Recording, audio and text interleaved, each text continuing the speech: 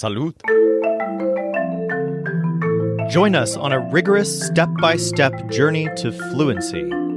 I'm Timothy, and this is LearnCraft Spanish. Today we're going to learn a bunch of very simple nouns related to health and the human body, including the words for medicine, nurse, medic, and body parts. Let's begin with the word for health, which is salud. For example, she asked me about my health. Me preguntó sobre mi salud. The opposite of health is sickness, but before we learn the noun for sickness, let's actually start by learning the adjective for sick, which is enfermo. So for example, she didn't come because she was sick. Ella no vino porque estaba enferma. The noun is enfermedad, which can mean sickness, illness, or disease. This is a feminine noun. So for example, they're sick? What type of sickness? ¿Están enfermos? ¿Qué tipo de enfermedad? Let's practice salud, enfermo, and enfermedad. The sick women wanted to talk about their sickness.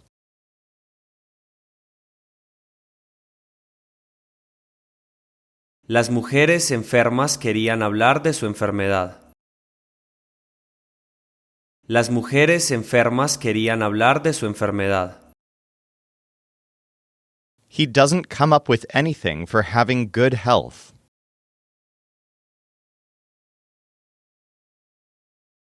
No se le ocurre nada para tener buena salud. No se le ocurre nada para tener buena salud. Everyone is sick, and this sickness is really serious.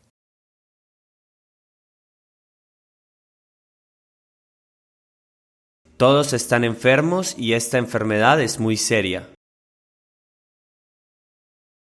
Todos están enfermos y esta enfermedad es muy seria. He was sick, so he had to do something about his health.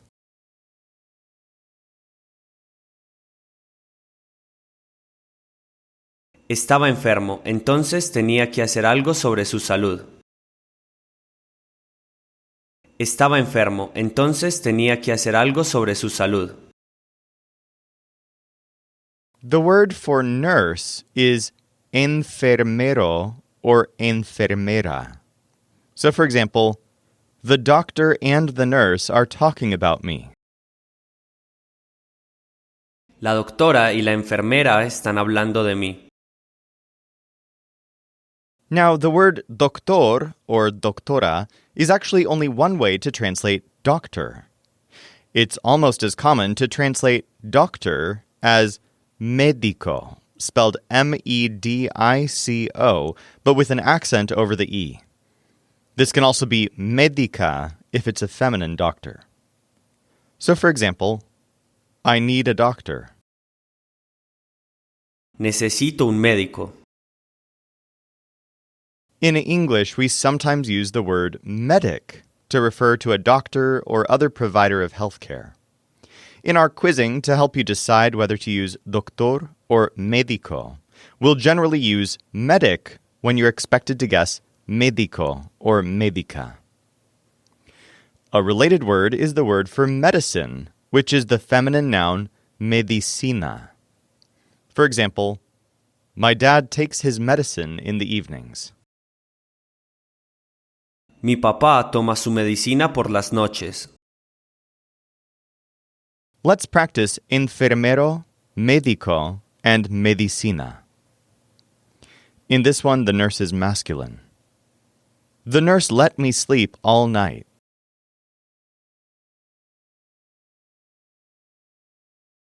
El enfermero me dejó dormir toda la noche. El enfermero me dejó dormir toda la noche. In this one, the medic is feminine.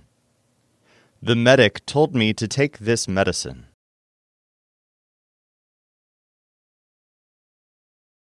La médica me dijo que tomara esta medicina. La médica me dijo que tomara esta medicina. In this one, the nurse is feminine and the medic is masculine. The nurse gave me medicine because the medic told her to do it.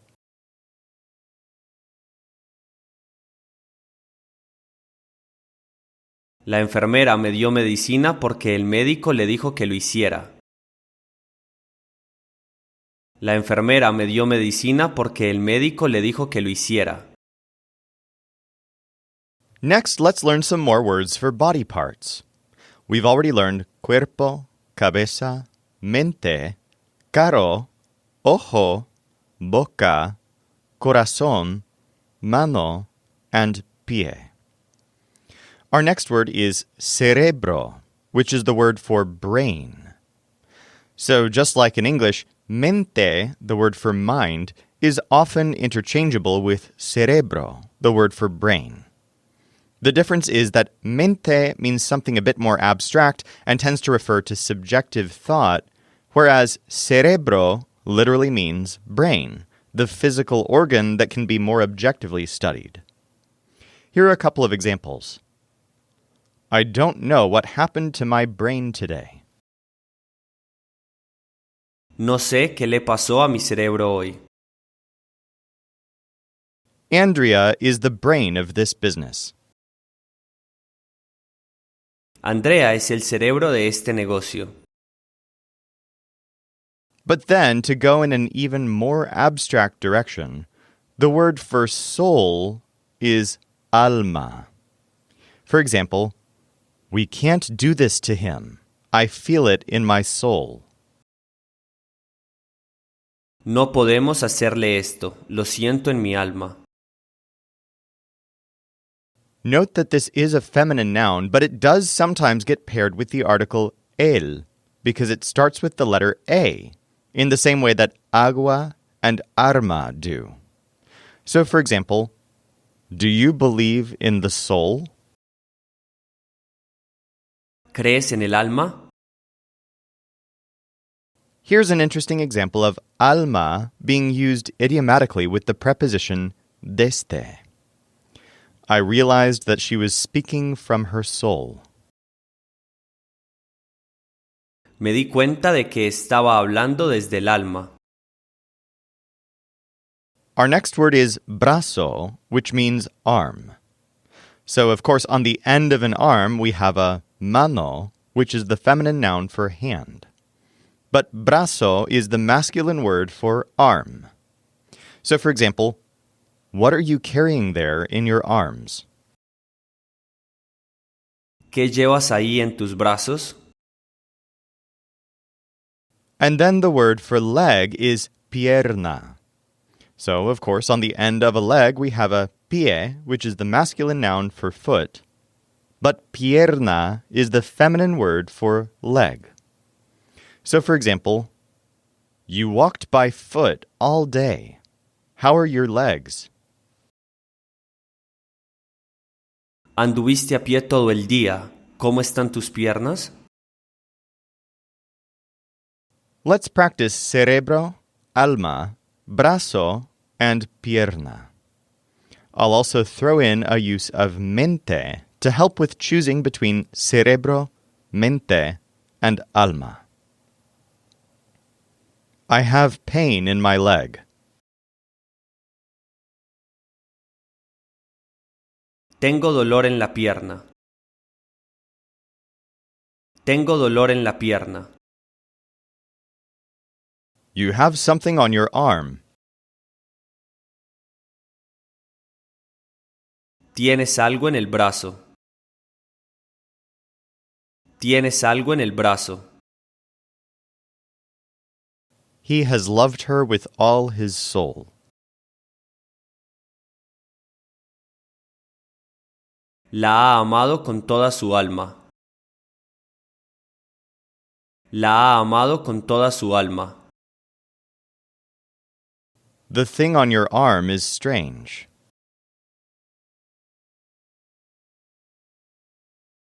La cosa en tu brazo es extraña. La cosa en tu brazo es extraña. You can have control of your legs with your brain.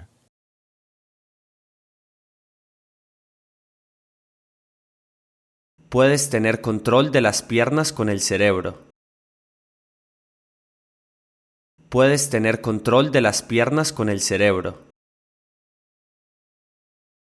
My brain isn't well after the party that was at your house.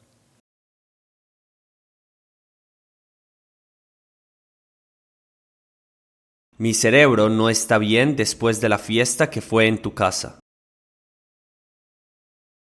Mi cerebro no está bien después de la fiesta que fue en tu casa.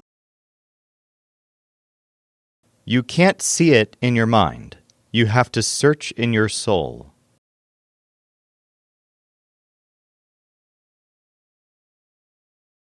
No puedes verlo en la mente, tienes que buscar en el alma. No puedes verlo en la mente, tienes que buscar en el alma. All right, next let's learn a few more nouns for parts of the face. We already know the face as la cara, the eyes as los ojos, and the mouth as la boca. The word for forehead is la frente. As you might remember, our noun for the front of something is el frente. That's a masculine noun. So, for example, the front of the building is el frente del edificio. But this feminine noun has a different meaning, forehead. For example, you have something on your forehead. Tienes algo en la frente. The word for nose is nariz. So, for example, the eyes, the nose, and the mouth are parts of the face. Los ojos, la nariz y la boca son partes de la cara. Next, let's talk about the ears. In Spanish, there are two different words for ears that have separate meanings. First, the more frequently used word is oído, which is the same as the participle of the verb oír. Remember that oír means to hear. You'll use the noun el oído or los oídos when you're referring to what people use to hear. For example, you didn't hear the music? It didn't reach your ears? ¿No escuchaste la música? ¿No llegó a tus oídos? Literally, it didn't arrive to your ears? Now, there's another word for ear, which is oreja. This refers to the external ear, the visible part that you might draw on a picture of the face. For example, my ears look too big in this photo. Mis orejas se ven muy grandes en esta foto. Let's practice frente, nariz, oído, and oreja. Her nose and her forehead are small.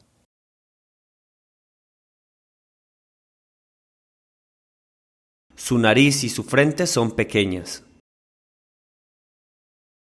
Su nariz y su frente son pequeñas. I have pain in my ears. Tengo dolor en los oídos. Tengo dolor en los oídos. Your ears are big, but that's okay.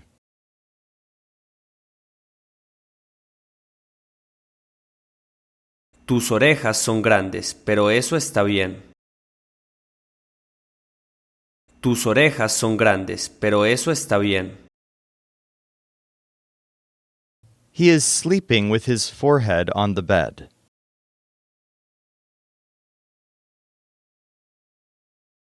Está durmiendo con la frente en la cama. Está durmiendo con la frente en la cama. In this one, we're talking about the inner ears. You have to be careful with your ears and your nose.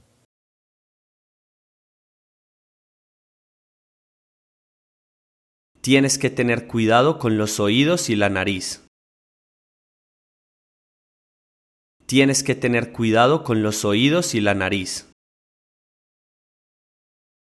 My ears are small.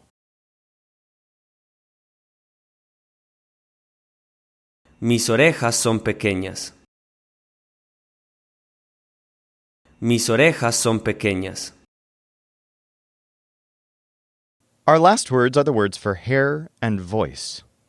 The word for voice is voz, spelled V-O-Z. This is a feminine noun. So, for example, he has a very strong voice. Tiene una voz muy fuerte. This is also how you would say a very loud voice. Here's another example. I don't have my voice today. Hoy no tengo voz. Now let's learn how to say hair in Spanish. This is a bit tricky because Spanish has two words for hair. The most universal word for hair is pelo. So for example, I have more hair on my arms than on my head. Tengo más pelo en los brazos que en la cabeza. But the other word, cabello, can only refer to hair on the head. For example, I don't know how she does that with her hair. No sé cómo hace eso con su cabello. So there's a bit of a translation challenge here. If an English sentence has the word hair in it, how do you know whether the Spanish equivalent is pelo or cabello? Well, hair can pretty much always translate as pelo. So that's the safest translation to go with. But cabello is very commonly used to refer to the hair of the head, especially when the context is in reference to how that hair is styled.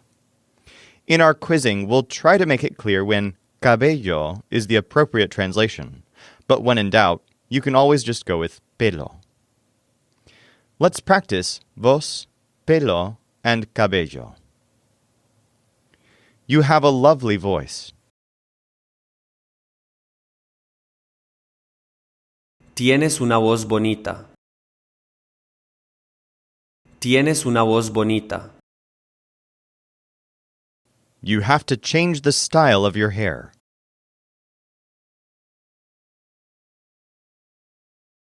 Tienes que cambiar el estilo de tu cabello. Tienes que cambiar el estilo de tu cabello. That animal has a lot of hair and a weird voice.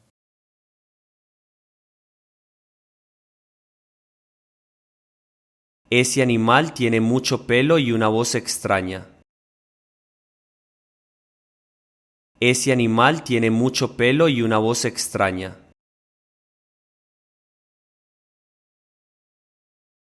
Be careful with the hair on your arms.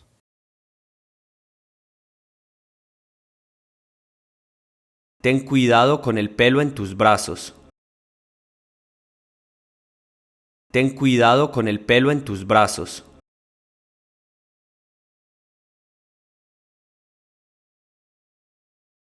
The medic said this might be bad for my hair.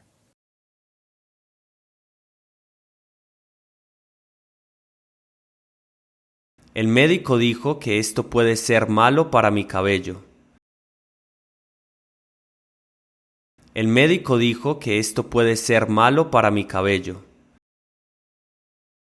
To wrap up this episode, since we're on the subject of health, let's learn an idiom that uses words we already have. The term for heart attack is ataque al corazón, literally attack to the heart. For example, I think it was a heart attack. Creo que fue un ataque al corazón. And then to say that someone had a heart attack, you'll actually phrase it as, it gave him a heart attack, using an indirect object and no subject. For example, my parents are going to have a heart attack when they see this. A mis padres les va a dar un ataque al corazón cuando vean esto. Let's practice this a little bit. He's at the hospital because he had a heart attack.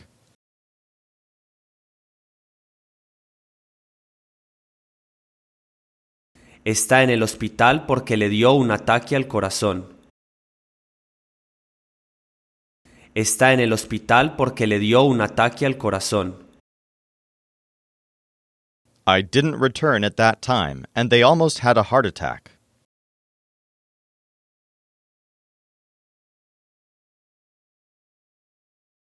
No regresé a esa hora y casi les dio un ataque al corazón.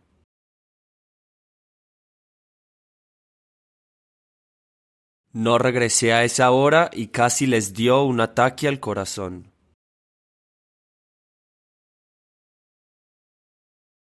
For more practice with any of this, feel free to dig deeper at lcspodcast.com/209. Or if you're ready, let's go on to today's final quiz. In this one, the nurse is masculine. The nurse saw his ears and nose.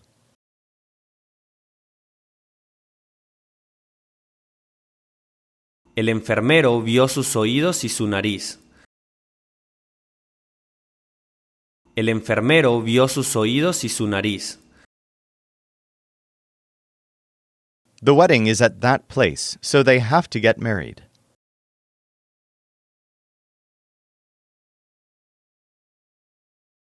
La boda es en ese lugar, entonces tienen que casarse. La boda es en ese lugar, entonces tienen que casarse. The food is good today, but you have a little on your forehead.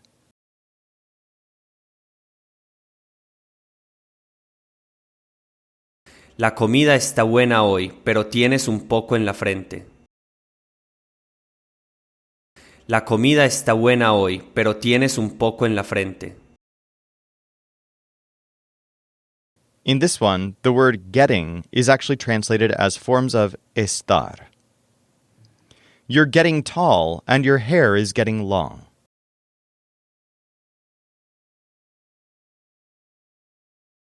Estás alto y tu cabello está largo.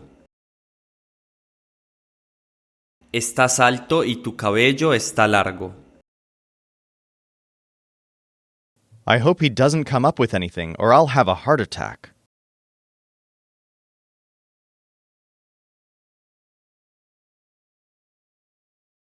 Espero que no se le ocurra nada o me va a dar un ataque al corazón. Espero que no se le ocurra nada o me va a dar un ataque al corazón. The medic gave me medicine for the disease.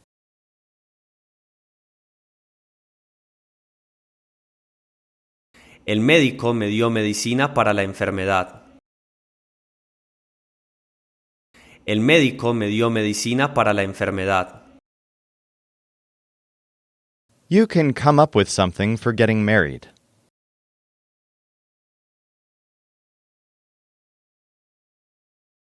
Se te puede ocurrir algo para casarte. Se te puede ocurrir algo para casarte. The medic told me this disease is going to be bad for my hair.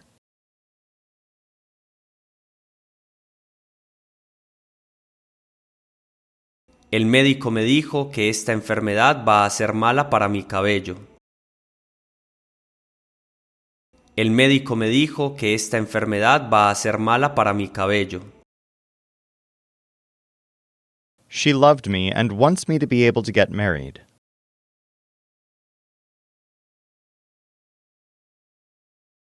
Me amaba y quiere que pueda casarme. Me amaba y quiere que pueda casarme. He is sick, but she still loves him.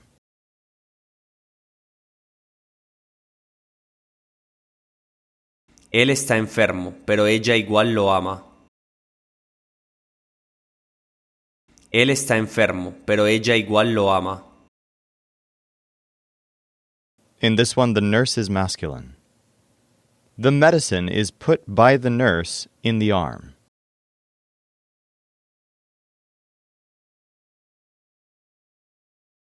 La medicina es puesta por el enfermero en el brazo. La medicina es puesta por el enfermero en el brazo. When he sleeps, he can see his soul.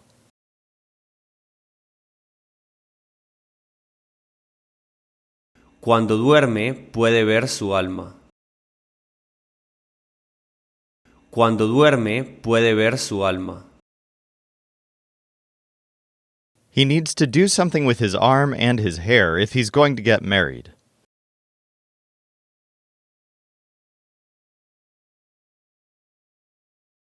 Tiene que hacer algo con su brazo y su pelo si se va a casar. Tiene que hacer algo con su brazo y su pelo si se va a casar. This example uses ser. He is happy, and now he is getting married.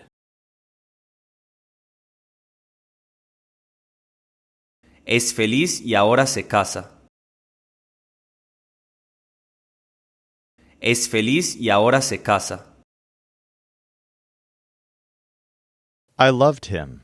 That's why I wanted him to have good health.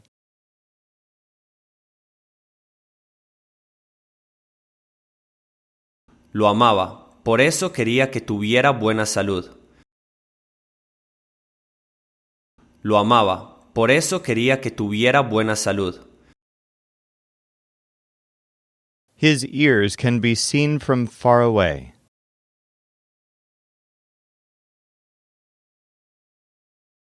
Sus orejas pueden ser vistas desde lejos. Sus orejas pueden ser vistas desde lejos. I'm sick. There is something wrong with my ears.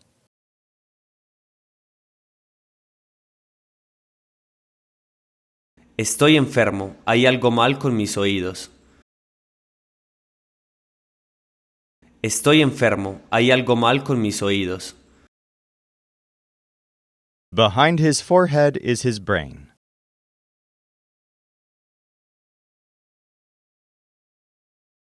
Detrás de su frente está el cerebro. Detrás de su frente está el cerebro. You love him because of his voice.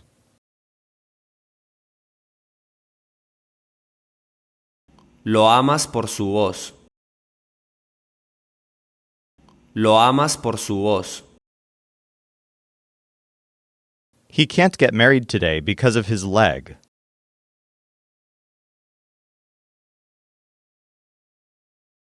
No puede casarse hoy por la pierna. No puede casarse hoy por la pierna. She has to love you even if your health isn't good.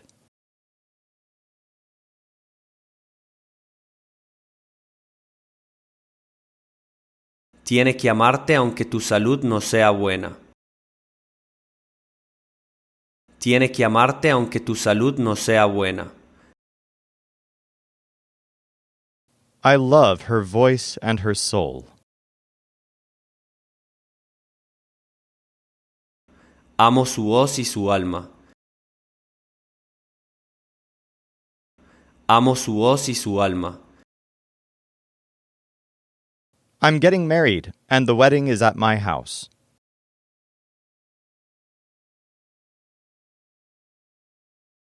Me caso y la boda es en mi casa. Me caso y la boda es en mi casa. If you get married, I won't tell you what I came up with.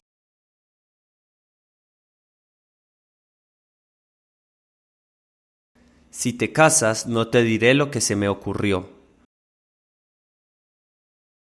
Si te casas, no te diré lo que se me ocurrió. The medicine was put in the brain.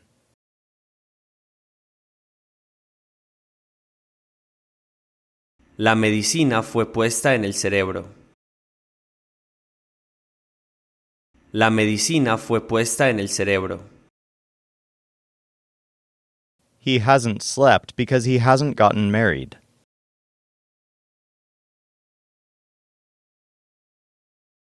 No ha dormido porque no se ha casado.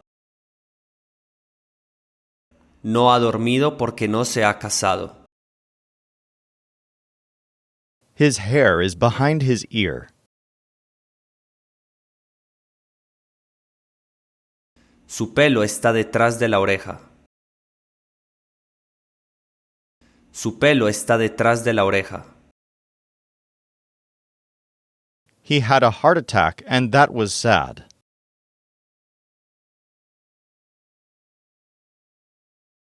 Tuvo un ataque al corazón y eso fue triste. Tuvo un ataque al corazón y eso fue triste. They have been happy, and the food today was good.